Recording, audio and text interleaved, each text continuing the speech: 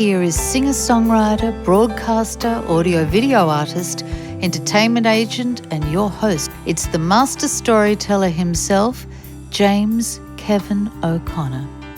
Hey everybody, welcome back to Podcasting Your Global Career. For those of you who are new to this space, my job is to uncover the best of the best authors, speakers, thought leaders, singer-songwriters from around the world and present them to you. It's what we do. All right, let's rock and roll. Welcome to the Dharmic Evolution Podcast, and I'm really honored to have Amanda here. Amanda Barrientez, is that correct? Barrientez. Oh, I'm sorry. You got it. Okay, I got it. Amanda Barrientez is with me today on the Dharmic Evolution Podcast. So welcome, Amanda. It's so nice to have you here. Yeah, it's great. So we're in Salt Lake City right now at this great podcast event. And I was so happy to meet you and hear all about the things you're doing with your life and how you're serving people. And congratulations on the book. I Am a Money Magnet. Now, who is not to love this? That title alone, right? So let's start with the book, if you're okay with that. Yeah, definitely. Motivation to write it is almost self-evident, but there was something behind the obvious reason that we all want to aspire to do well in our businesses. So what prompted you to take this on? Wow, the book's been in my heart for a while, but I definitely share my starting story and how my entrepreneurial journey came from me having really big relationship struggles. So I was on the floor crying one night and I had left my 15-year marriage having an affair. My next relationship wasn't working. And so my boyfriend had moved all of his stuff out of the basement. And I was staring out of this empty room and crying. And I had looked in Craigslist all day for places to live and I couldn't afford anything. I already had an extra job. I have 3 kids in grad school and I was going, oh my God, no one's coming to save me. I don't know what I'm going to do. And, in that moment, I was scanning my life history and thinking, what's the common denominator here? And I'm like, oh, it's me. I'm the problem. And so I made a declaration to myself and I had no idea where it would lead me, but I made this declaration like, I am willing to do whatever it takes to change my relationships and make more money. And what it led me to was podcasts because they're free and I could learn on the go. And so I started listening to everything I could and I started to really change from the inside out. And, I always think about the magical way the universe works and, really it's quantum physics. But at the same time this was happening, my department had this national news fallout where professors were leaving. And I thought, I don't want this job anymore. I thought that's what I was on track for. And so I decided I'm going to finish my degree and I'm going to take a leap and become a coach because all of those podcasts I had been listening to were by coach type people. Right. And I was like, I love to teach. What if I could be a coach and get paid to do what I love? And so I took the leap and I went 6 figures in that first year. Part of the journey was using this affirmation that I used that I had learned about, you've got to reprogram your money mindset through affirmation. And so I always said to myself, I'm a money magnet. Everything I touch turns to gold. Like I'd find a penny on the ground and I'd be like, I'm a money magnet. Everything I touch turns to gold. And then, I'd get up to the cash register and an item I was purchasing would be half off. And in my mind, I'd be like, I'm a money magnet. Everything I touch turns to gold. And it really just started to playfully up-level my money vibe. Right. And so I started teaching reframes to my clients and having them write money stories and learning about their unconscious money beliefs. And I just watched so many things change. And so it's been a really fun journey to learn about my own money mindset and then realize that everybody has money issues, even money fears, money stresses, money blocks, whether they're making $0 or millions of dollars. Right. And so that's what I love to do in the world is help people up-level their money mindset.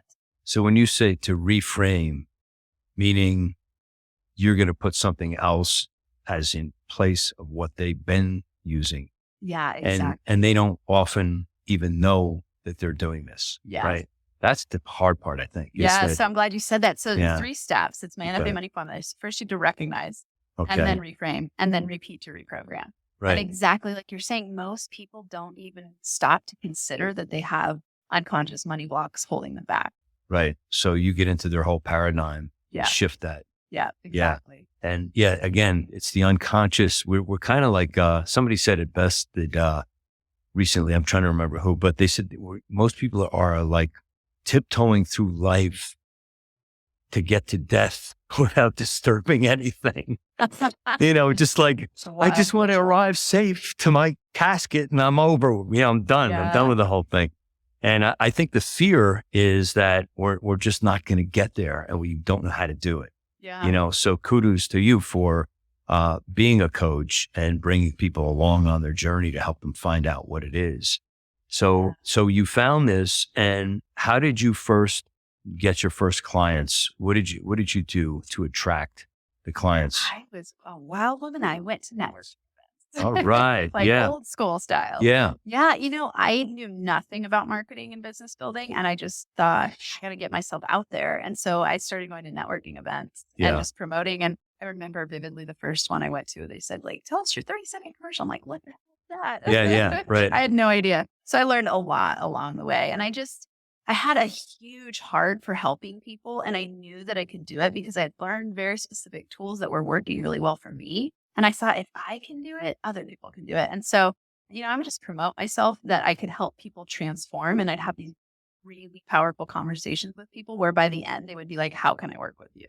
And I would come up with a package on the fly and just create something. And then we would work together. And then I'd get these big results. And then that just, I would say snowball from there. Did you have a lot of word of mouth people like referring back? Definitely. Yeah. So I'd go to networking events and then I'd have referrals. And then at the same time, because I was so inspired by podcasts, I started my own podcast. Right. And so I would take little snippets from my podcast and put them on social media and grew my podcast that way. And then I would say a huge percentage of my business has come from podcasting because I don't go to networking events anymore. And what's the title of your podcast? The Woman Entrepreneur Podcast. Love it. Okay. The Woman Entrepreneur Podcast. So be truthful now, Amanda. When I ask you, did you say, I'm going to quit this after 6 weeks? This is too much work. I didn't because such a stressful, academia was so stressful. Yeah. That reality was way worse to me than going into business. Yeah. I really felt like academia was the perfect training ground for being an entrepreneur. Right. Because I could handle so much stress. And when I was in grad school, I'm reading 3 books a week, writing 60 pages of content a week, teaching a class, taking 3 classes, and I had an additional research job to bring in extra money. So it's like, and 3 kids, like I was slammed. And so when I started making money from coaching, I'm like, are you kidding? I get paid to do this is amazing. And I can set the amount and I can set my hours. And so to me, it was like a godsend. Yeah. That's incredible. I don't know how you did all that, but I have to hand it to you, you ladies who do this under such, the single mom who's doing all the things you just described and still pulling it off and starting a business. So how long has it been podcasting now for you? I'm in my 5th year of business. Oh, congratulations. So, 5 years. 2023 is my 5th year. So it's been amazing. That first year, oh man, I worked hard. Yeah, I can imagine. And I was used to that. I worked really hard. And so now I love to teach people. My main NFA Money mantra is work less, make more, have fun. Yeah. And it's like, what you do is how do you play in your zone of genius and attract easier money your way instead of, having that stuck belief that you've got to work hard to make money. Yeah. And so every year I've worked less hours and I've either kept the same income or made more money. And I've always been above 6 figures. And, this year is my big scaling year. I'm branching out in huge ways, expanding my brand. Right. But in doing all that, it's like I've built a really fun platform that people know. So I built a brand that people trust. I've been so reliable. I think that's something that's really important for people to remember is when you're starting out, just be consistent. Yeah. You'll get better as you go. Yeah. Like when I go listen to my first episode versus today's episodes, they're very different. Yeah. And I rebranded the podcast 3 times. Have you really? It started with Max Potential Habits and then Max Potential Money and then The Woman Entrepreneur. And it's all been similar audience. It's just gotten clearer and clearer in the brand identity, which makes it easier to attract people. You're probably the 3rd person today that topic has come up. And I'm at the precipice of this same thing because I've been doing it since 2015 and you're not the same person you were yesterday, let alone years ago, So it's like, well, I'm still the same me, but all these other things came into my life and shifted things. So it's kind of I'm glad there's branding people here to help us along that journey. But I think it's really important that you do that. Yeah. And you have done that, 3 times. So you're underscoring my point to go and do it. Yeah. So tell us about your perfect person for you to coach. Who do you like to really coach?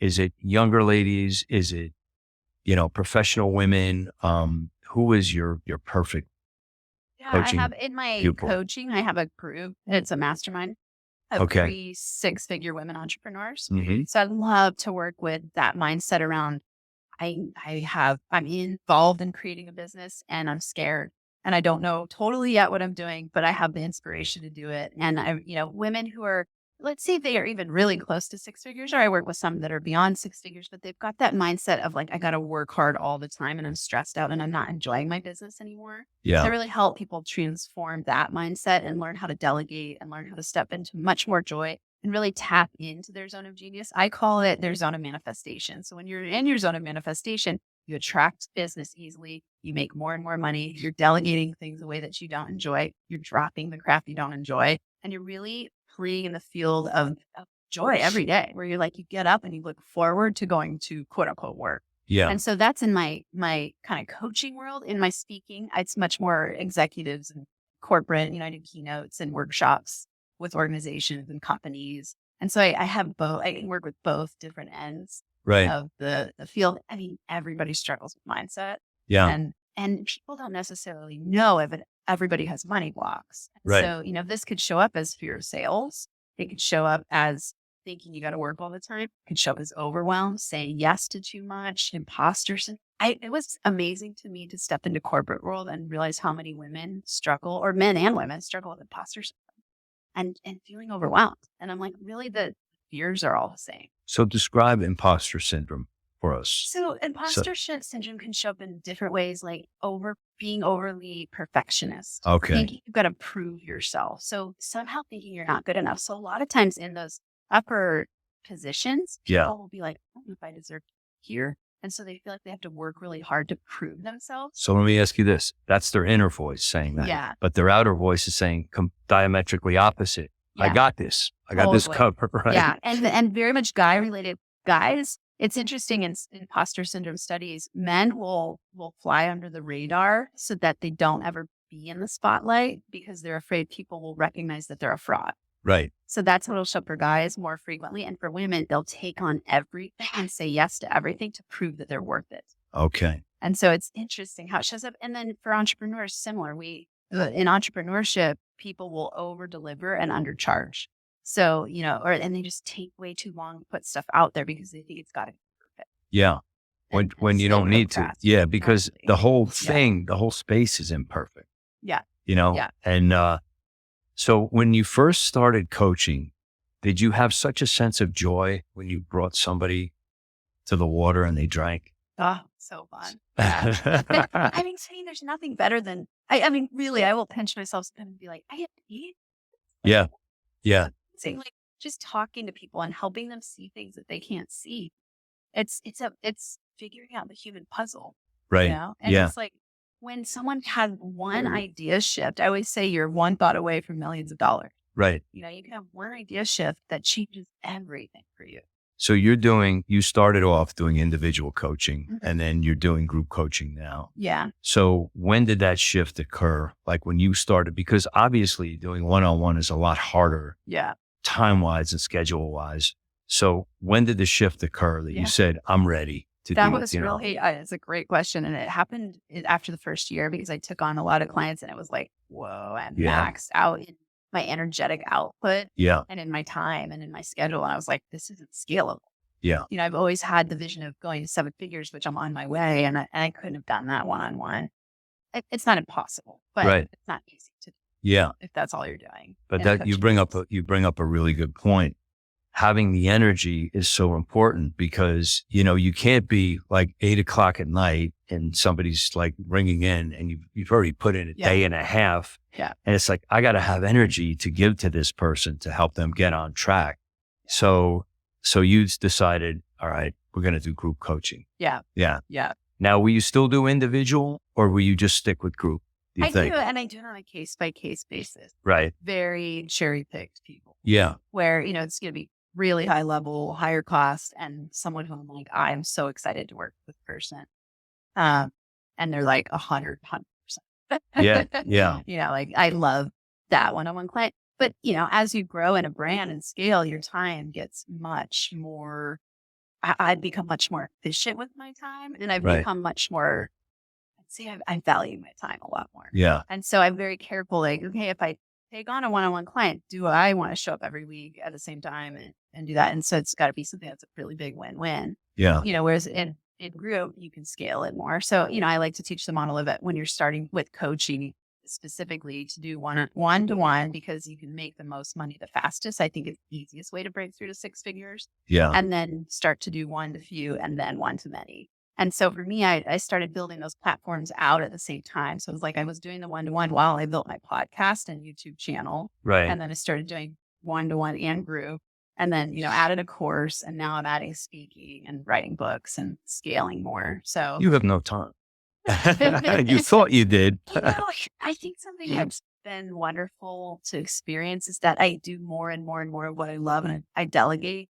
Right. And so everything I'm doing, I enjoy. I can't say everything. I'm getting there. I'm not quite to where I delegate every single thing away that I don't enjoy. But every day I ask myself that, and every hire I have on my team is like, I've got to delegate away the things I don't enjoy so that I can play in my zone of genius because I know that that's the most magnetic to money. And that's where you just wake up and you just feel good all the time. Yeah. And that's the life. And it's less work. Yeah. It's like joy. Yeah, exactly. You take the burdens and just go, you deal with this, Yeah, exactly. So let's talk about public speaking, keynotes and things. That's something you must get a lot of joy out of as well. Yeah. Speaking to a live room where everybody's got a pulse and they're talking. So how do you get these engagements, and what are your favorite ones to go to for your brand? Yeah, I would say, and I'm newer at it, so I've done a handful, not a ton. And so in my experience with it, the thing I enjoy the most of it is tapping into the energy of the room and people, and then tailoring my talk to that. Right. I'm really good at that, so it's interesting because I don't like prepping for things. Yeah.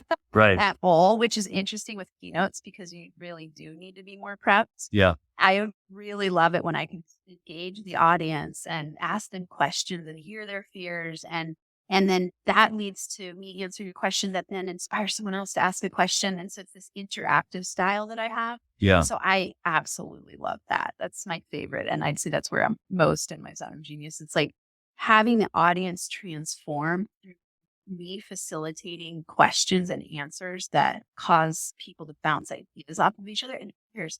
And I think the most magical thing of that is people realize, I'm not the only one. Yeah. Like everyone thinks that they are the only one that has these. And then every time I'm at a workshop and or a keynote, every time it's the same exact fears, it's the same worries. And everybody in the audience always comes up to me like, oh my God, thank you so much. I had no idea that other people were struggling with it. And I love that. That's, I think, the beauty of getting to this work in the world. So when do we get to see you on a TED Talk? Soon? I love how you say that. Yes, it's in the lineup of things. I have no doubt. Either this year or next year. Yeah. Great. Yeah. And how's the process for that these days? The people I talk to that have done TED Talks mostly say it's a lot of consistent applications, like keep applying, keep applying. Right. And that just takes hitting the right person with the right topic. I think I have good, I actually, and I don't remember the name that I came up with, but I came up with it and I did a poll and people were like, that is awesome. It's talking about wealth shame. Okay. Money shame, like overcoming money shame. Right. Because everybody experiences this. Like we beat ourselves up for the ways that we experience or used money in the past or whatever happened to us in the past. And then it causes us to project our fears in the future. And so I think that'd be a really fun TED Talk. So I don't know the exact process yet, but when I am ready, I will figure it out and it'll happen. So when you had your paradigm shift about money, you were in a really dark place, a difficult place. Was there one defining moment that just said, I'm thinking things differently now? Something occurred to you like that? Was it? That's such a great question. I don't know if I could think of an exact moment. One thing that really struck me that was fascinating is I would all of a sudden notice like, oh, I'm not thinking about this the same anymore. Yeah. And a lot of it came when it was like all of a sudden I didn't have money. Like, Right. and today when stuff comes up that used to put me into a total tailspin and just freak out, now I'm like, we'll figure it out. Yeah. And I'm like, I look at that, I'm like, whoa, I've really changed. And then, attracting my husband, like, oh my God, such a different type of person than I've ever attracted in my life. And I started to realize like, I've changed. I'm not even attracted at all to the same type of people anymore because I've changed. Yeah. And so those were really highlighted in my mind. It's like, whoa, I don't respond to money events in the same way. And I can just, I respond instead of react. Yeah. And so I actually, the first time these things happen to me, I'd be like, is someone afraid right now? Shouldn't I be afraid? Yeah. And I just sit there and be like, this is a really weird experience. Is the fear going to come? What's wrong? Yeah. Like, my God, I've changed. It was pretty wild. What is the best place for people to reach you, Amanda? Go to NFAmoney.com. So everything is there, NFA Money. And Woman Entrepreneur Podcast is a great place if you're a woman entrepreneur. And, I have a lot of guys that listen to it too, because it used to be, for men and women. All my social media handles are NFA Money. And the book, I would say if you're enjoying what we're talking about here, the book is an awesome resource. So when you buy the book, you get access to a free course, 30 videos from me straight to your inbox that go along with the book. So it's like a deep dive into your money mindset. So just go to IamAMoneyMagnetBook.com. IamAMoneyMagnetBook.com. Awesome. We'll put all of those in the show notes.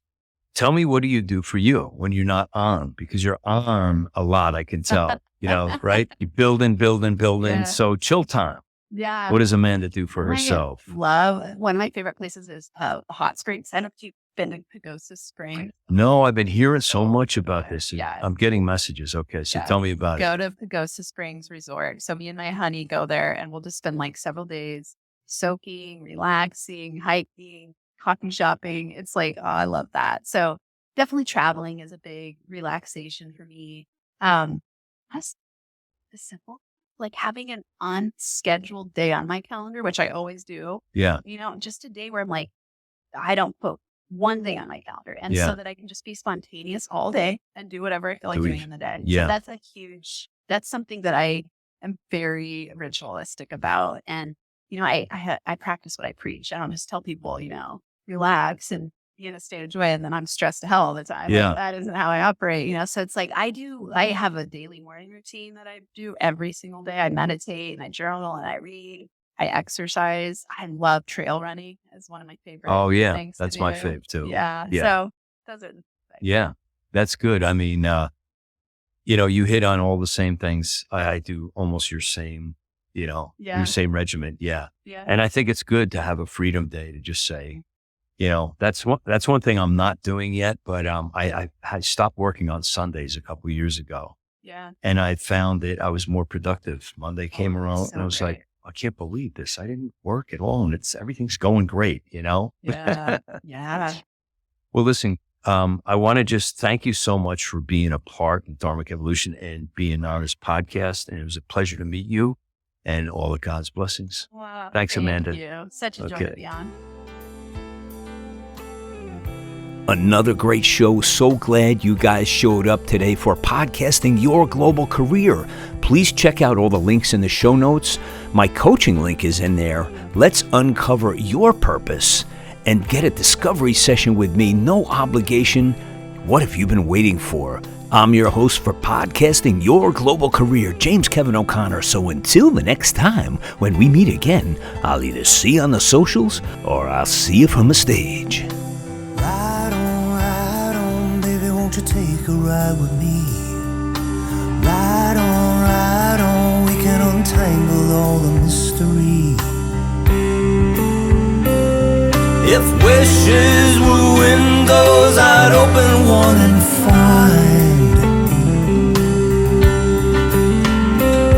that freedom is really a simple state of mind. So ride on, baby, won't you take a ride with me? Ride on, we can untangle